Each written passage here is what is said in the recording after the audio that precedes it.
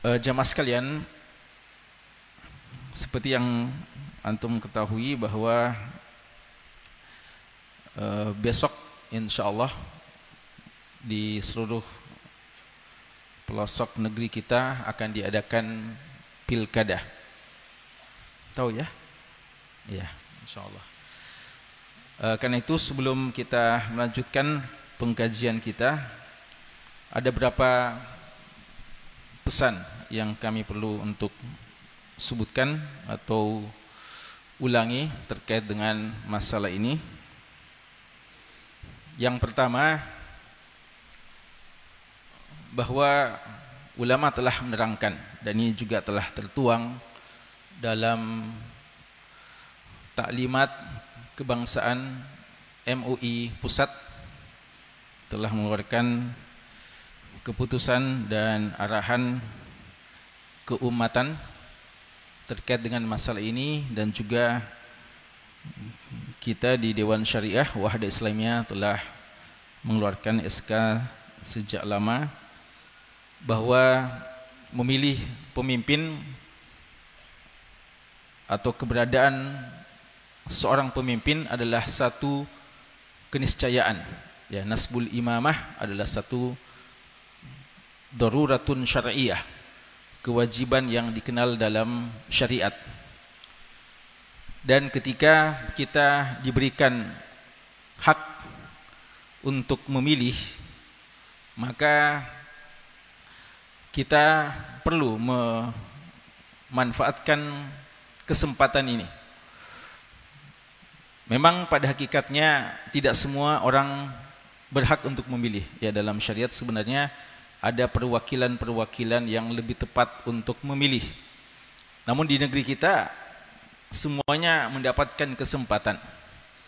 Dan kadang sebagian yang tidak faham akan syariat, bahkan mereka-mereka yang memiliki maksud yang jahat, memanfaatkan hal ini untuk memilih yang cocok dengan hawa nafsu mereka, atau yang mendukung kebejatan dan kejahatan mereka, atau kemungkaran yang mereka inginkan.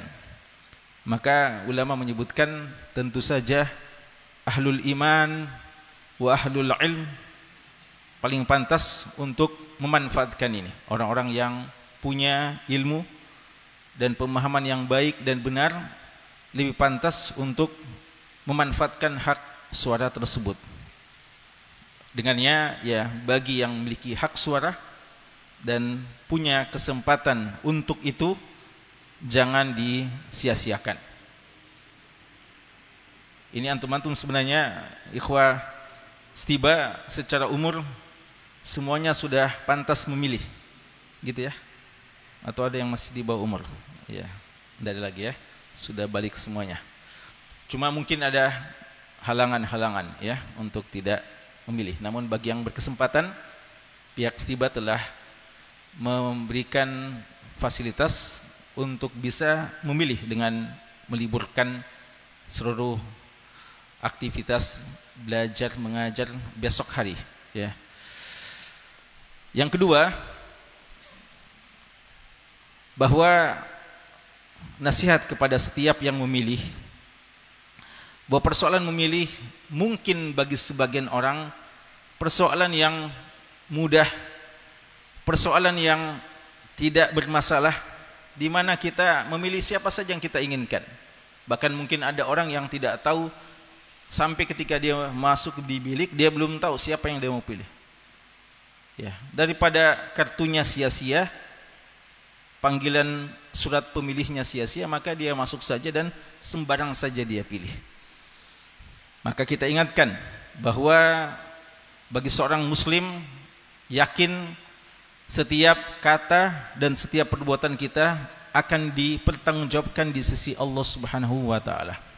Maka tidak boleh kita sembarang memilih. Dan ketika kita memilih, bukan untuk kepentingan-kepentingan pribadi, maslahat duniawi kita, tapi untuk memilih yang terbaik di antara yang baik. Dan jika tidak ada, maka yang paling kecil mudaratnya di antara yang banyak mudaratnya.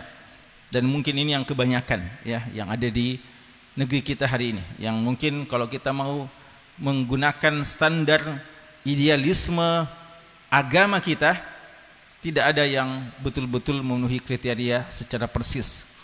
Namun tidak bisa disangkal di antara mereka ada yang punya maslahat untuk umat dan yang lebih kecil mudaratnya dibandingkan yang lain. Maka ini yang seharusnya kita pilih.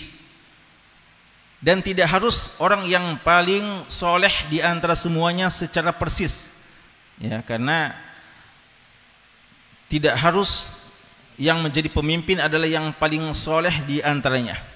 Soleh perlu, tapi tidak harus menjadi yang paling soleh.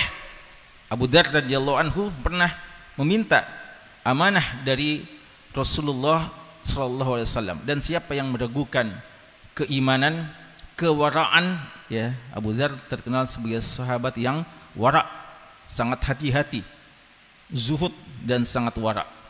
Tapi Nabi kita sallallahu alaihi wasallam mengatakan, innaka rajulun dhaif, kamu laki-laki yang lemah. Bukan dari lemah secara fisik, tapi mungkin dianggap lemah dari segi kepemimpinan, tidak cakap dalam mengurus urusan banyak manusia. Padahal kepemimpinan membutuhkan seorang yang kuat, yang tangguh, yang amanah, namun juga tidak bisa atau tidak mudah untuk dipengaruhi dari berbagai macam pihak yang mau melakukan hal-hal yang tidak benar. Maka tidak harus yang paling soleh, tapi harus soleh, amanah, dan seperti yang kita sebutkan bahwa dia memenuhi kriteria yang paling kecil mudaratnya bagi umat Islam dan paling memberikan maslahat kepada umat. Termasuk dalam hal ini bukan dari segi kekerabatan kita, bukan dari segi kekerabatan kita harus memilihnya. Bahkan mungkin saja dia seorang karib kerabat kita, tapi kalau dia tidak berpihak kepada umat Islam, maka prinsip seorang muslim tidak boleh kita berwala kepada musuh-musuh Islam walaupun min akrabil akrabin, orang yang terdekat dengan kita. Dan Allah mengatakan, satuktabu syahadatuhum wa yus'alun. Dalam surat Az-Zukhruf ayat 19 Allah mengatakan, satuktabu syahadatuhum wa yus'alun. Semua persaksian kita itu akan tercatat dan kelak akan ditanya di hari kiamat. Maka apa yang kita pilih mungkin bagi kita cuma berapa menit, dan sudah itu akan dihitung dan tidak ada lagi masalah. Kita juga mungkin suatu saat akan lupa. Pemilu yang lalu siapa yang saya pilih, pilkada yang lalu siapa sih, kita sudah lupakan. Tapi telah tercatat di sisi Allah dan ada pertanggungjawabannya di hari kiamat. Maka jangan sembarangan, ya. Seorang muslim dalam setiap kata dan perbuatannya dia betul-betul memperhitungkannya, karena dia tahu ada yaumul hisab. Dan yang ketiga, bahwa dengan segala sistem yang ada kita hari ini dan pengalaman-pengalaman yang sudah-sudah, maka jika kita telah berusaha sekemampuan kita, fattaqullah mastata'tum, setelah kita berusaha semaksimal mungkin, maka iktimad kita kepada Allah, kita serahkan kepada Allah. Boleh jadi yang kita pilih tidak terpilih, bukan pemenang. Boleh jadi pemenang, namun intinya kita serahkan kepada Allah, karena kita hanya menduga. Dan mana yang betul-betul paling maslahat atau siapa yang akan pemimpin, Allah yang paling tahu. Mungkin bukan yang kita inginkan. Dan mungkin Allah akan coba kita dengan pemimpin yang tidak sesuai dengan kriteria keislaman. Allah uji kita dengan itu kadang. Dan itu kadang terjadi ketika kualitas kita memang cocok dengan mereka, ya. Karena kualitas pemimpin itu tergambarkan dengan kualitas apa yang ada pada rakyat. Dari rakyatlah para pemimpin muncul. Ketika rakyat rusak, maka pemimpin yang akan lahir juga kurang lebih seperti itu. Dan sebaliknya juga, pemimpin yang jahat, maka itu juga gambaran tentang bagaimana kualitas dari yang dipimpinnya. Saling punya keterkaitan antara satu dan yang lainnya. Tapi ala kulli hal, seandainya pun yang kita pilih yang menang, maka tidak perlu kita terlalu berlebihan dan mengharapkan hal yang terlalu muluk-muluk. Karena kita saksikan bahwa politisi di negeri kita sur'an ma yataqallab.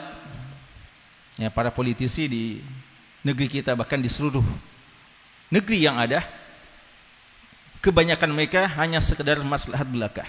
Sehingga begitu mudah pindah-pindah dan begitu mudah melupakan janji-janjinya. Ya. Maka kadang kita kecewa, kadang kita sedih, tapi yang penting kita sudah memilih sesuai dengan apa yang kita sangkakan terbaik. Adapun hasilnya dan bagaimana kemudian, maka kepada Allah kita berharap. Nasihat kepada calon pemimpin bahwa jangan sampai menghalalkan segala cara untuk mendapatkan kemenangan. Karena itu semua mengatakan seperti ini, dan ini telah termaktub dalam aturan, dan semua menasihati seperti ini, dan mungkin semua para calon-calon berbicara tentang tidak ada politik uang, tidak ada suap, tidak ada ini dan tidak ada itu. Tapi Allah yang paling tahu, ya. Maka kita ingatkan, kita wasiatkan untuk berhati-hati para calon-calon yang akan masuk, yang akan maju. Jangan sampai menggunakan segala cara untuk menghalalkan keinginannya atau untuk melegalkan harapannya. Dalam Islam, al-ghayatu la tubarrirul wasilah. Tujuan tidak menghalalkan segala cara. Biar tujuan baik, tapi kalau caranya tidak benar maka tidak baik. Ya. Dengannya jangan kita juga mau disuap, ya. Kita tidak mengenal serangan fajar atau serangan malam atau serangan sebelum fajar atau serangan jam 5, jam 6, jam 7 atau setiap detik ada serangan, jangan diterima, ya. Kita harus punya izzah. Kita tidak berprinsip ambil saja tapi jangan pilih, ya. Bagi kita ini bukan prinsip seorang muslim. Karena ar-rashi wal murtashi dilaknat oleh Allah Subhanahu wa taala. La'anallahu ar-rashi wal murtashi. Allah melaknat penyuap dan yang menerima suap, ya. Jadi kita bilang, "Si bodoh-bodohi itu, saya ambil tapi bukan jadi dia saya pilih." Ya. Itu menerima suap, tidak boleh, ya. Kita menolak, ya. Bagi kita memilih bukan karena suapan dan apa-apa. Kita mau memilih karena ingin tahqiq maslahah sekali lagi untuk Islam dan kaum muslimin, bukan persoalan-persoalan duniawi. Maka kita ingatkan kepada mereka, jangan melakukan politik yang kotor, yang bertentangan dengan aturan-aturan yang termaktub. Dan juga kita ingatkan kepada yang menang nantinya untuk amanah.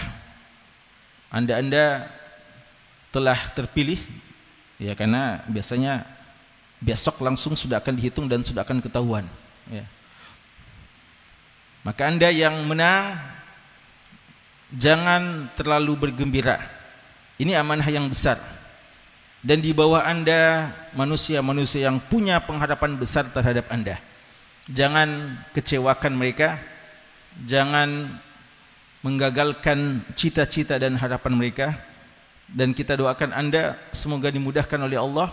Tapi ingat, jabatan bukan untuk dibangga-banggakan, bukan untuk kita riak dengannya, tapi dia adalah amanah yang besar, yang jika ditunaikan dengan sebaik-baiknya maka dia akan menjadi salah satu jalan untuk lebih dekat kepada Allah Subhanahu wa taala. Karena orang-orang pemimpin-pemimpin yang adil, maka mereka-mereka akan didekatkan oleh Allah an yaminir rahman, akan didekatkan oleh Allah Subhanahu wa taala di kanan Allah Ar-Rahman di hari kiamat, dan akan berada pada mimbar-mimbar cahaya di hari kiamat. Dan yang terakhir, bagi para penyelenggara KPU dan Bawaslu pengawasnya untuk amanah dan tidak berpihak kepada siapa-siapa. Anda telah digaji, telah mendapatkan hak-hak Anda dengan sepantasnya, maka tunaikan ini sebaik-baiknya di sisi Allah Subhanahu wa taala. Wala ta'awanu 'alal itsmi wal 'udwan. Jangan kalian saling tolong-nolong dalam perbuatan dosa dan untuk memunculkan permusuhan.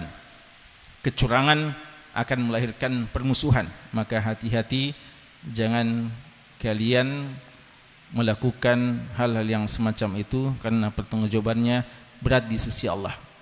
Tidak jarang pertumpahan darah dalam persoalan-persoalan seperti ini. Rakyat kecil yang susah, rakyat kecil yang banyak menjadi korban, dan kadang penyelenggara juga sebagiannya dikorbankan, ya, atau ya yang menikmati hanya sebagian saja. Ini semua harus menjadi tanbihat, hal-hal yang selalu kita perlu ingatkan, bahwa masalah-masalah yang seperti ini terus berulang di negeri kita yang kita cintai. Kita tidak pernah putus asa untuk kebaikan, maka kita perlu untuk selalu saling ingat mengingatkan.